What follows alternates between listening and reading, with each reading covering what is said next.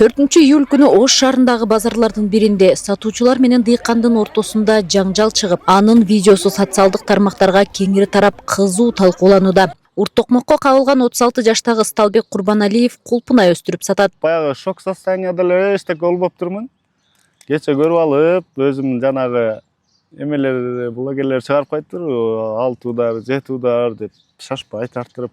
Ошону көрүп алып, аябай зээнимге уйлады. Ушунчалык болду, ушунчалык шерменде болдумбу, ушунчалык эме болдумбу, элдер көрсө эмне дейт. Мына уяттын күчүнөн өзүмө карап, өзүм бооруму ачып, почти бир сааттай ушундай ыйлап. Сталбек Курбаналиев буга чейин дээрлик 10 жылдай Орусияда мигрант болуп жүргөн. Ал 1 жыл мурун мекенине кайтып, топтогон каражатына кулпунай эгип, дыйканчылык кыла баштаган. 10 жылдан бери Россияда болдум. Ата-энем каза болуп калып, айылда эч ким болбоду. Россиядан келип 700, 600, 700 миңдей акчам бар эле. Андан көрө ошо интернетти көрүп, кулпунай эккендерди көрүп, мен да эгип көрөйүнчү. Эми үй кылайын деген максатта да. Инимден суранып, атамдын жеринин үйүнүн алдынан ушу дыйканчылык кылайын дедим эле иним. Кандай дейсиң? Десе макул. Ынтымакта жашап атабыз, инимдин үйү. Өзүмдүн үйүм жок. Окуя болгон учурда Сталбек Курбаналиевдин жубайы Аяна Биймирзаева унаада отурган.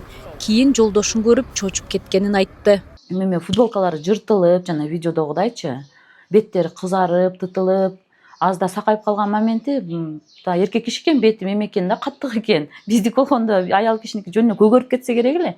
Бунун бети каттык экен, монтип эле шишип чыкты. Анан эле ошо эртеси күнү тарап кетти ол шишигичи.